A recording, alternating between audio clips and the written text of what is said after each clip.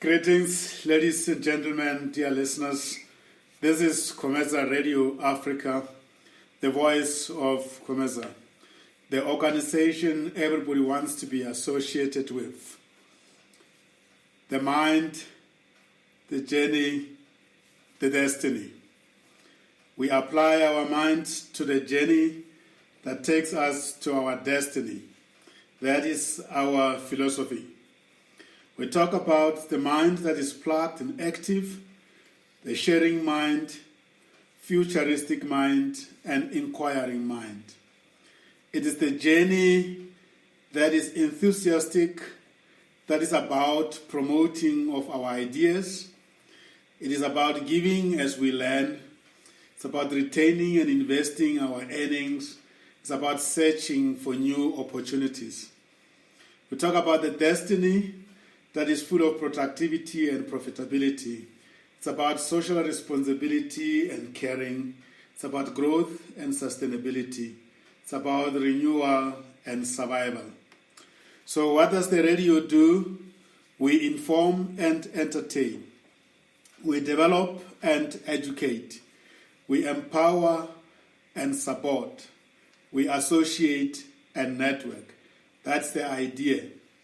We are a business and professional management services 24/7 internet streaming radio station. We broadcast music and talk shows. Our objective is to use the African storytelling and the Lekgotla conversation methodology in offering career coaching, education and learning guidance, continuous professional development, enterprise and entrepreneurship development, and connecting supply to demand. Our talk shows aim to affirm and support business professionals and entrepreneurs in their personal and professional journey of bringing difference to the world. My name is Sam Zima. I am the CEO and Executive Business Coach at Khomeza GOC International. You may visit our website at www.khomeza-goc.com to learn more about our other business offerings. The principles that guide our operations and that of the radio are win-win approach, holistic mindset, competency development, demand for accountability, ethical inclusive practice, and progressive transformation. You are welcome to be a member. You can visit Khomeza Friends and Supporters Club NPO and apply for membership online at www.khomezaclub.africa. You're welcome to write to us at callcenter@khomeza-goc.com. The NPO is there for your interest, is there to engage with you, and is there for you to become part of a movement to inspire the others using your story of your life and of your professional journey. Let me at this time welcome Mothepana Mokgoadi, Persi. Am I saying it right, my sister? Yes, you're saying it right, Ngakasi. Yes, Mothepana sounds like it's a Pedi meaning for the lady, right? Yes, it's a Pedi meaning for a lady. Yeah. A young lady, though. A young lady, because an old lady, a mature teenage lady or a grown-up lady will be Mothepa. Mothepa, eh. Yes. So this one, ngwanenyana. Yes, ngwanenyana. So there must be a story there. But before we go into the story of your name, thank you very much for accepting to be my engagement partner through your story.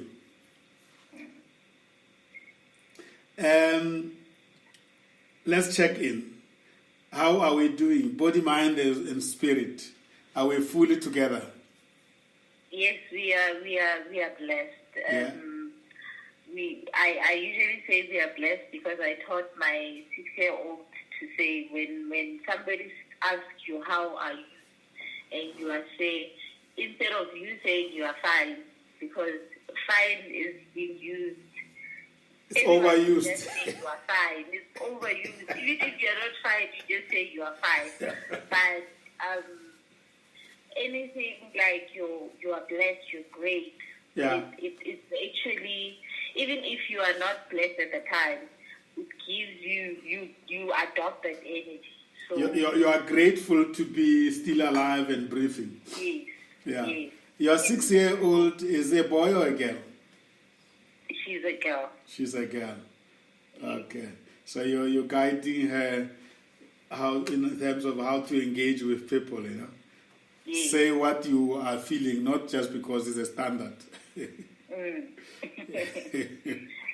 Yeah. I think it's I'm blessed. yeah. I think it's very, at this point, it's appropriate also for me to highlight the fact that the episode 1 of our talk actually start very much at the foundational level. And if we talk today's language, it will be the early childhood development. Yes. Something that I'm sure you and I have never experienced other than going to Dom A. I experienced the childhood development because I went to crash.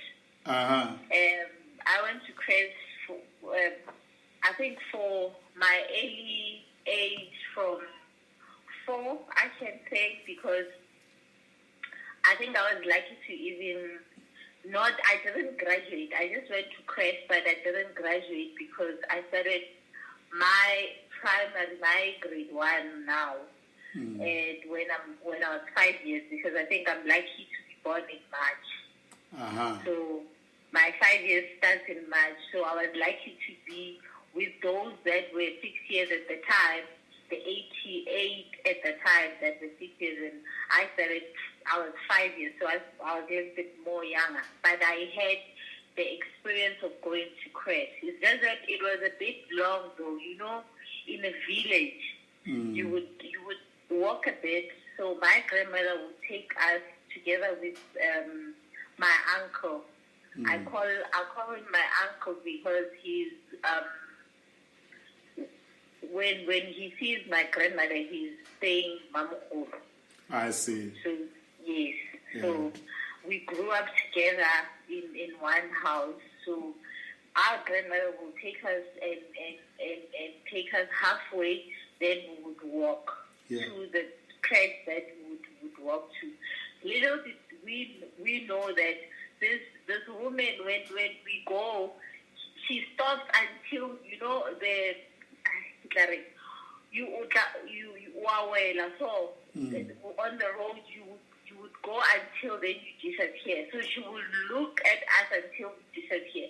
Yeah. So every day on that path there is this house during summer. It had the granatella, is it granatellas? Yeah. So that tree, you know, in summer it blossoms. There's flowers, there's bees, there's not bees, but there's insects there and whatnot. So every time I was actually a clever child at that point, because these people, this one that was older than me, but I was telling him what to do. So every day we would stop there and actually check the flowers, play there a little bit, then continue with our trip until we get to the crash. Yeah. Is it true, I assume you are an educationist and you will know this one, is it true that the girl child grows faster in terms of the mind than the boy child? Yeah, my experience actually, I'm convinced that it's true, because I happened to grow up with boys that were older than me. The other one is also my uncle from a different aunt, though. Yeah. 88 and 87. So I grew up with them in the same home. Yeah. They were older than me, but I was actually the clever one. Yeah. Bashimanyana ba sa maminanyana go sesi ba shewa le bara ba apea ba fuba apea di ze ba re fa ditie bonte. Yeah, but there is, I guess there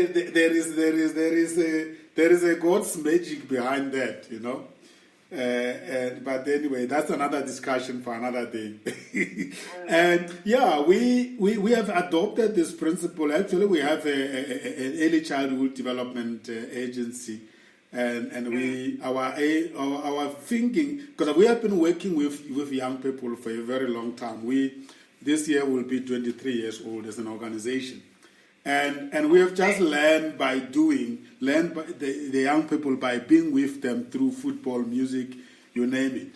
And we felt a need that, you know what, you can't start a very successful professional journey in terms of development if the foundation is very poor. And then many of us have never had the opportunity to go to, you call it a crash, you call it a kindergarten or whatever. I don't know where the word crash comes from, but anyway. I don't know as well, but anyway. It sounds very odd. It's like something is crashing there, but anyway. So we felt that you could have a crash of mind, but you could have a real crash. But early childhood development is the foundation of everything, and therefore we would like to work very closely, sometimes in the near future, with those who are charged with the responsibility of taking care of early childhood development needs of any young child.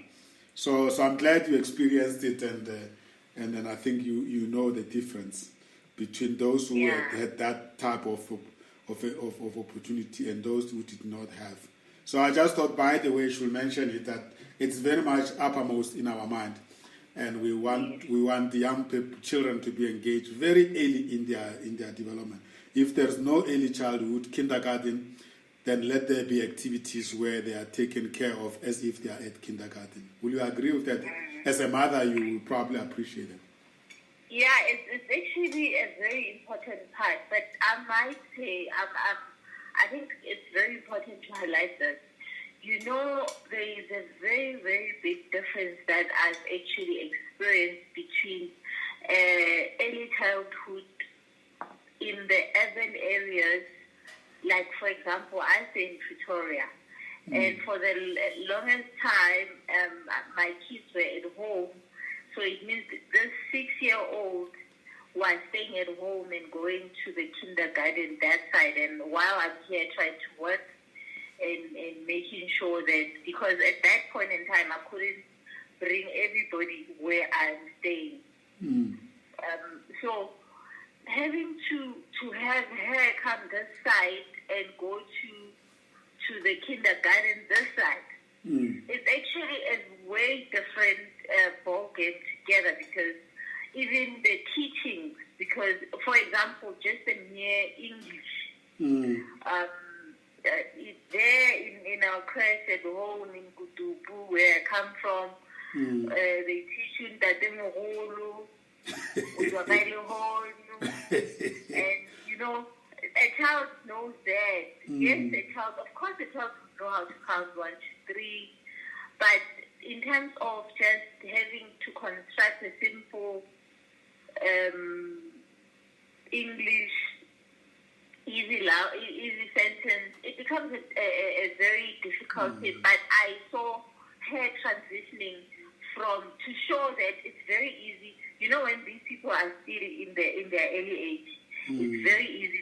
They're like sponge. Learning is very easy. And that is exactly the point, that when you start them very early, they learn anything.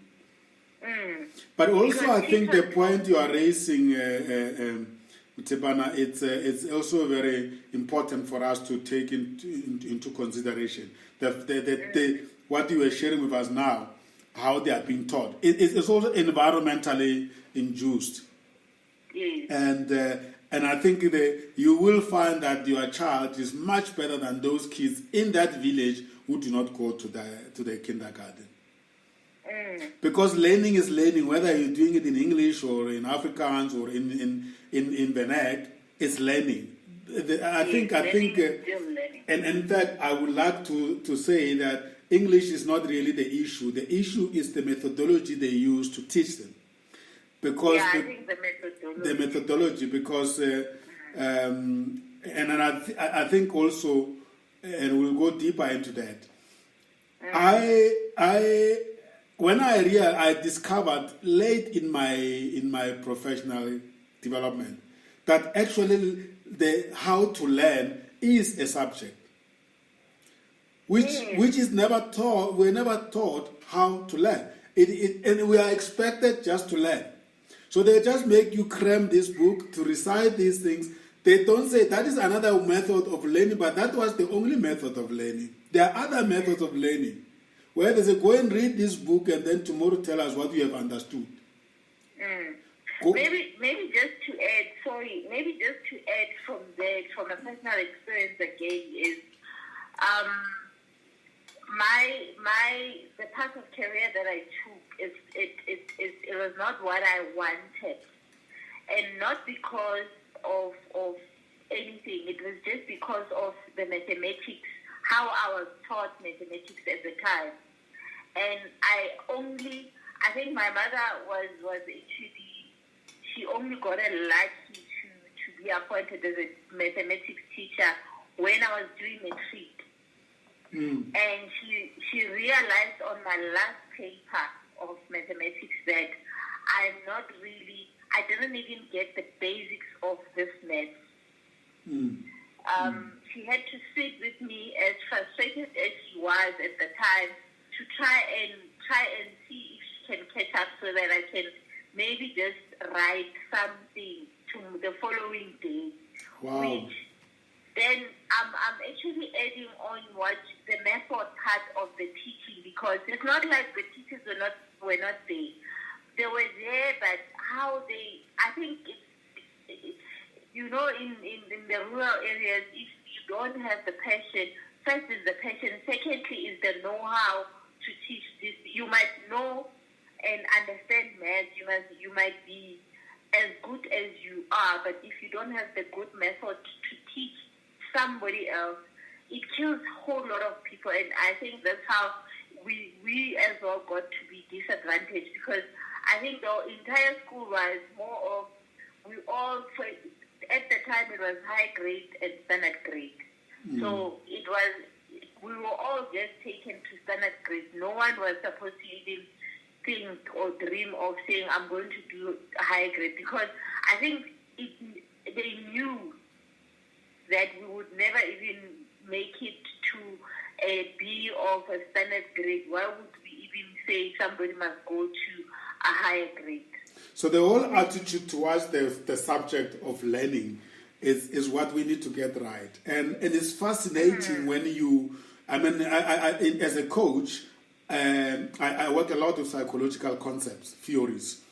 And we spend a lot of time talking about learning, and normally adult learning, but talking about the functioning of the mind, the conscious mind and subconscious mind. All those things are critical elements of learning.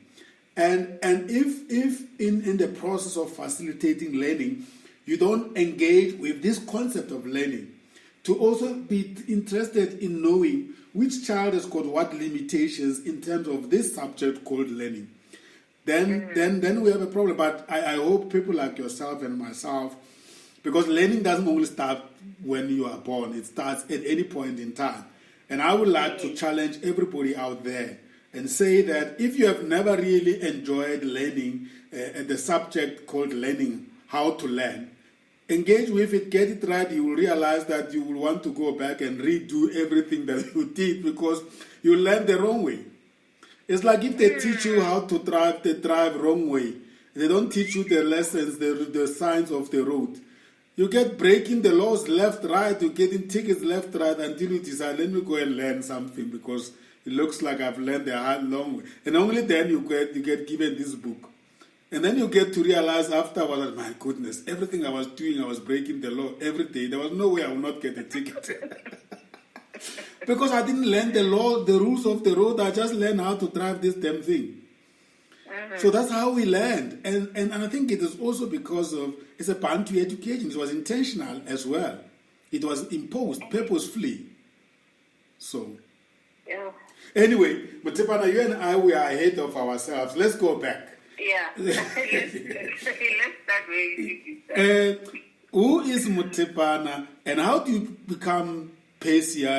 For a long time, I was thought, I'm going to talk to a gentleman here. And then Michael hit my office and no, it's not a gentleman, it's a lady. And so when she said Mothepana, because at first I was just so Percy, you know. So who's Mothepana? Where were you born? Which part of the country and which province? What did you grow up doing? And what are the memories of you growing up in your village? So Mothepana, actually, I'm Mothepana Persistence. Oh. Yes. Not Percy. The Persistence is the middle name, which, no, I just cut it for Percy because it's simple that way. Mm-hmm. My friends call me Percy. So Mothepana grew up, okay, she was born in Limpopo Province, Sekhukhune District, which the village is, I grew up in Kutupu. It's called Kutupu, under a second Nebo. That's part of is that Elias Motsoaledi? Yeah, no, it's not Elias Motsoaledi. There's Elias Motsoaledi, and then there's Makhuduthamaga. So I fall under Makhuduthamaga. Oh, that is my home municipality. It's what? Come again? It's my home municipality. I'm from Janefest. Oh, you from the we come from the very same municipality. So I was born in the St. Rita's Hospital in 1989, March on the 10th.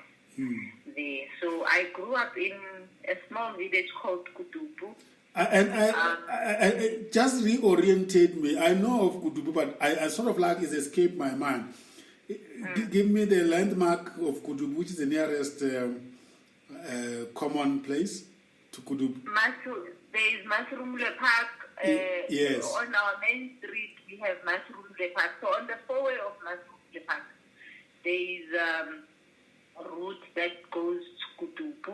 You tend towards Marble Hall. Yeah, you tend towards Marble Hall. And then before you can even get to Mavintan, you will see Kutupu on your left. I don't know if you know a village called Mavintan. Yes. Yeah. Then that's where. That's way before Motlalautwane. Yes, it's way. No, it's Mavintani. Then you go to Motwaneng. Then you go to Motlalautwane. Okay, I see it. Yes. In the same route. So I grew up in my grandmother. That's a real rural, yeah. It's very, very rural. Yes, to a point where it's a rural where you will go Oramedi, the river, fetch water. And even today there's no water there. So it's either you depend on people doing boreholes, then you're gonna buy water there, or you still then go to the river and fetch water. So there at least there's a tar road that we can at least say, as rural as it is, we have a tar road. But I grew up there, so I think the biggest highlight of me growing up in that village is having to do all those things that at the time, because we are doing everything we need to do to live. Going to fetch water with a 20 liter on your head, it's okay. Yeah, it's something that we used to. Were you able to walk with the tin of water on your head without your hands? 20 on the head. Without your hands on it? No, without a hand I couldn't, because my head is just for some reason shaking all the time. So I couldn't. I had to put my hand there and go to fetch wood, home, so that you can come back and cook. Mothepana, you want to tell me what I was saying?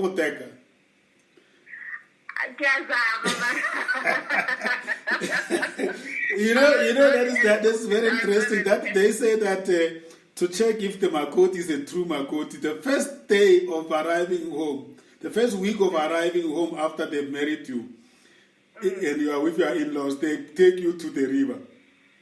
And they want to see when you come back whether that tin will be sitting on your head, and your hands will be carrying other things, and you will be walking just like and the water will not fall. Do you know that I could do that? You can do it. Yeah, as a boy, I didn't have a sister, so I was able to do both. I could go and fetch water and put the tin on my head and carry other things and walk. For me, I can do it for a short distance, and then after that, I can't. I need to put my. But I think I need to appreciate the fact that happened, but not for long, because at some point in time, then my uncle at the time was able to put. I can't say it's Jojo tank because Jojo it's plastic. That one was more of an iron tank. Yes. Where it's a big tank, so he actually positioned it in a way that when it's raining, he can be able to collect more water. So for a bit longer, you won't be able to. You will stay having water and. Going to the river, you only go to the river when you go to wash, because washing needs a lot of water there. But for drinking and cooking, at least for a little bit of while, then during rain time, you are sorted. So and yeah. What is the name of the river that you used to go to? It didn't have a river name. It was a small. It was a rivulet. It wasn't a river. It was what? A rivulet. A rivulet. A small river. Yeah, a smaller river. Yeah, it was not a big river. It was more. It was not really even far from. And who did you grow up with? I guess it's your cousin that you were talking about, your uncle that you were. Yes, I grew up with. So my grandmother had only kids, my mother and my uncle. So at the time I was already there. My younger brother was there, and my mother made sure. My grandmother actually had taken, because she only had 2 kids, and they've already grown up to have their own. They are actually independent, I can say. So she made sure that she went to her sister-in-law, take a child. And went to her sisters, had another child. You know that? So there were siblings about, I can't say siblings, but family members about 3 extra that were staying with us at home. But my home was forever full. So I had Ceci Aleta that was actually looking after me. From the aunt, I had Lucas, that is from my grandmother's sister-in-law. And then I had the 2 Mochaba Pula. I had Devato as a cousin also that I grew up with. So the brothers, Lucas was older than me, Ceci Aleta was older than me, so they were able to actually assist my grandmother on raising us as well. Wow. So unfortunately, Ceci Aleta is late, so she actually then had passed on to leukemia. But yeah, yes. So they actually grew up like that. And tell me, growing up in Kutupu, were there tasks reserved for boys and tasks reserved for girls? No. We me and the boys were doing the very best. If the one we would know that you go to the way after school, you come back, you're going to fetch the water. If I'm actually have a bucket, 20 liters liter on my head, the boys are pushing a wheelbarrow with 220 liters each, and then they are pushing. We know that we alternate in terms of cooking, in terms of cleaning. If I clean, he does this, so we alternated with the boys. That's beautiful. The reason why I'm asking that is, as I said, I grew up without a sister, so I will do everything. And I think this for me was one wrong thing that many people grew up doing, was to have tasks reserved for girls, tasks reserved for boys.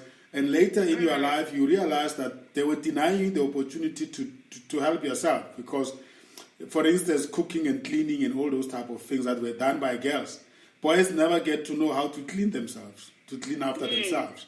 And if you happen to not to be successful and you marry a woman that is also grew up behaving helpers, then it's a disaster at home.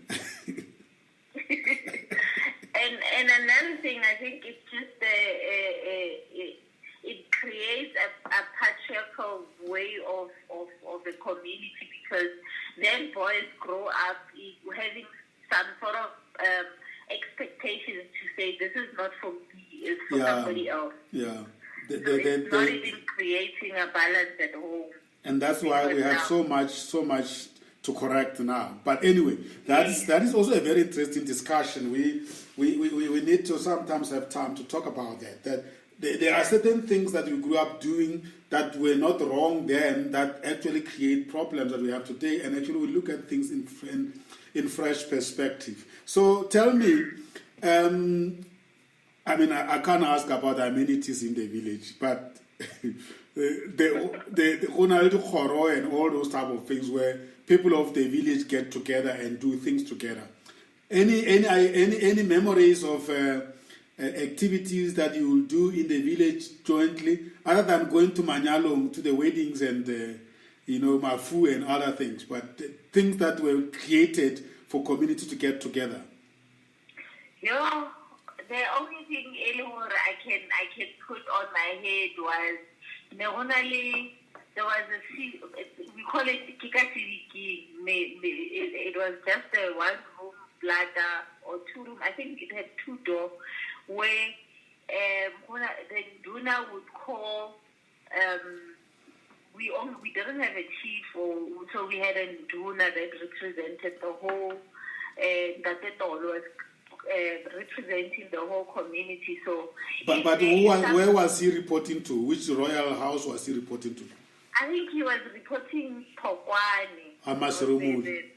Yes, Amasirumuli. Okay. That's where he was reporting to. But I think you actually are giving me a research. I need to go back and actually just find out and make sure that I understand properly. But in that Solo would use his bicycle, Linakana, and go around the community, and we knew that when he is doing that, he will be saying, he is calling you to come to Khotla, to Lekgotla. Yes, tomorrow it come to Itlanga Sidiking, Ghana, also.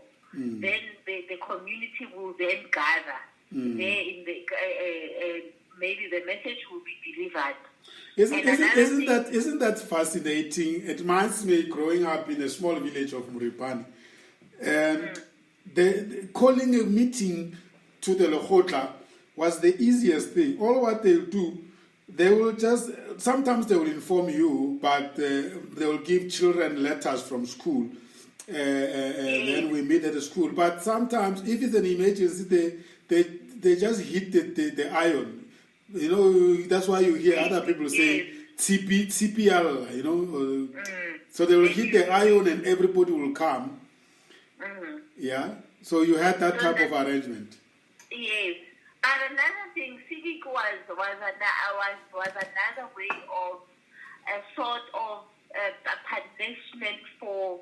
In every community, there's those people that would be, whether it's boys, whether it's girls, if you misbehave. Yeah. If you would misbehave in your home, whatever, and you are actually just acting up, your mother has a right to take you to Kosiliking and then there are men there that would punish you at that point in time. Oh, so it was a tribal court. Yeah, something like that. Everyone was just afraid. When you can hear somebody saying, go, or whatever, or if they find you maybe being naughty, stealing, or whatever, or you know that it's civic. So you would know as a child of the community that at some point in time you need to behave, because no one wanted to go there because they really hit you there. That's a boko or that's baby or whatever. I've never been in that. I've never even seen it. I would just hear that in there. You get in there, you will never be naughty again. So it's that kind of setup that, you know, when I think about it, it actually just kept us disciplined as well. And so the type of cultural activities that you grew up doing? Okay, so I was at some point in time, we were normally coach or speakers coach. Yeah. So we test the bags of the meal, and then every masaka like Shibelani yes. so that we can dance and otherwise you know where the word scotch come from? It's okay. It comes from Scotland, Scott. You know, during the wars, that King Sekhukhune had an encounter with the British Army, and among the British there were the Scotch members of the army who were wearing all those scotches, and yes. Sorry, because we at our time we actually modernized it. We used the meal bag, that is one. But back then they would use le saka le brown, and actually make, now that comes to think of it, they would make the resemblance of the Scotland. Yes. Yes. Yeah. During the war, apparently that's how the British defeated some of King Sekhukune's army, because according to our tradition, you don't beat a woman and you don't kill a woman anyway. So, but then when they saw the Scotch, the army, according to them, the army had the women among them, and then the women army will be in front and disguise. No, they did their homework and they knew that the babies will not attack women. So apparently they will push the Scotch. So then they will thought, these are women, and they won't attack them. And then that is how then they were defeated. Apparently, I don't know how true that is, but definitely there is in the Sekhukhune area there, towards Malagale, there is a monument where the Scotch, the British, and the Bapelis fought, and it is actually a heritage. So I used to tease my former boss at Motorola, who was Scottish, and say, "You and I, we have a bone to chew. You need to come to Sekhukhune. I'll show you where your brothers did a mess there." And he was very proud of that. And yeah, he was proud of that. And we will say that we used to hope that Scotland will qualify for 2010 World Cup, and then he was going to come. But unfortunately, they did not qualify, so we didn't complete our assignment. No, it still has to be time and actually come this side. Absolutely. But I would actually then would want to see that too. Yeah, no, you need to go and see it. It's one of those history that was not very much taught, and yet we have such a historical place to visit. Yeah, so but anyway, so now let's quickly wrap it up. So how, the first episode, wrap it up. How did you perform in high school? In which subject did you do? So in high school I did math, physics, physics and science and agriculture. And at some point, unfortunately, I became a teenage I became pregnant with 15. While you were at school? While I was at school, I was doing grade 10. I was supposed to do grade 10 at the time. I think I got pregnant in December. So I went, did my grade 10, the whole grade 10 pregnant. But And how was it easy for you? Did you have? It was not easy. I mean, emotionally, were you well received? From my parents, my grandmother and my mother. I think they were just as shocked as they were. They couldn't force me to. They had to actually ask to say, okay, what do we do now? Do you stay at home or do you go to school? As difficult as it was at the time, because at the time my mother was married, and now the stepfather was actually the one that was more angrier. He even beat me for being pregnant at the time.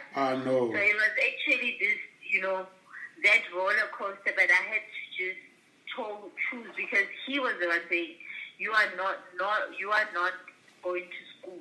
You're going to stay here. You chose to be a woman. You're going to stay here. So I actually just had to, with the support of my mother and my grandmother, then I went to school. I just said, I'm not stopping. I'm going to go to school. I don't know when is this going to end, but we'll see when we get there. On the delivery day, if it happens, we'll see. And then I gave birth in September. During the September holidays, I think it was just grace and God's position. I then, after the holidays, that week or so, gave birth, and when the schools opened, I went back to school, wrote my exam, and passed to grade 11. Wow. So in my grade 11, I think that the child got sick from December. She got admitted. I started my grade 11 in April. After Good Friday, I started my grade 11. I did what I needed to do as a teenage mother, and I passed my grade 11. Then I went to grade 12. But just what I've left out is during my final of primary, because I went to Kopieng primary school to high school, grade 9. What's the name of the school? Kopieng primary school. Is it in Kutupu? Yeah, it's in Kutupu. And then my high school, I started my grade 8 in Masirumule secondary school. It's in between Marintani and Kutupu. Yeah. You walk around. We walked about 5 kilometers today. Yeah. And my reasoning for me to choose that school was because there is Makhuduthamaga that I did my grade 10 there. I actually planned it out to say I'm going to go to start in Masirumule, because Masirumule was a bigger school than Makhuduthamaga. Makhuduthamaga initially its grade 8 started in Kopieng as a 10th. Yes. So when I was doing my grade 6, then they started Makhuduthamaga, and it was just a 10th. So when it moved and they built the school, it was just one block, I think, and then Platanyana there for grade 8. And that affected your desire. Yeah, so I was like, I'm not, and they used to call it Shishimela at the time, because it would be Shishimela, because everyone that is from the 2 primary schools, Kopieng and Mokgoadi, would go and Shishimela there in that blood, So I just thought, what, let me walk with those, because there would still be people that would walk to Masirumule. So I walked to Masirumule as well for 2 years, and I came back to Makhuduthamaga, which is, I was pregnant. It was closer home. But between the transitioning of my grade 8, then I was involved in the Youth Leaders Against Crime with the Sokoto SAPS. Yes. There was an inspector there, Inspector Pala, that he was actually the one that was running that Youth Leaders Against Crime. So we would do drama we fall under also community theatre with a lady called Dolly Marilani in Mostorlos. So she was running the drama community from there was a branch in Mostorlos, and we created our own branch in Kutupu. So we would actually go and perform. We would go to Luka, we would come, we would even perform here at home for people, just awareness of crime. So our dramas was more into crime prevention. It was more crime prevention awareness. Wow. So that's what which is the drama, the performing and drama. I think it was in me. Even in primary, I was the person that would do poetry. I was actually that child that was forever in front. I can call it that way. Wow. And is it still existing, that drama initiative? The drama initiative, it got died intentionally because my mother gave me an ultimatum that she go to finish school or else. What did you say? She said I must actually choose between school and performing arts. Oh my goodness. And then because I think at some point in time, I came to Pretoria and I was studying in TUT Social Ngube. So I joined drama group there in Social Ngube. So I think we were even going to rehearsals in state theatre, but it was taking my classes time as well. So my mother had to say, focus. You must focus. So I had to just focus and got into politics again. And focus. So I had to. But if I can finalize to answer your question, is coming back to my matric. I actually passed because even though my mathematics was bad, but I got an exemption. I don't know what they say is now, but I got an exemption. Yeah, university grades or something like that. Yeah, bachelor something. With that maths and F symbol, which I was not happy about. Solanga, what's Solanga? Solanga. Yeah, Solanga or the mathematics, but on other subjects, I would say it was me and Kujo Caesar. I think we actually we were working together. We had more same symbols from Makato in 2006. Wow. We were actually the best for that metric that year. Beautiful. So I would say I despite the struggles. Yeah. And I need to commend you for the decision you took after child pregnancy not to stop education, because you can imagine what would have become of you. Let's hold it there. When we come back, we're going to proceed into your post high school journey, which is tertiary, right? Okay. I'll be back. Thank you very much.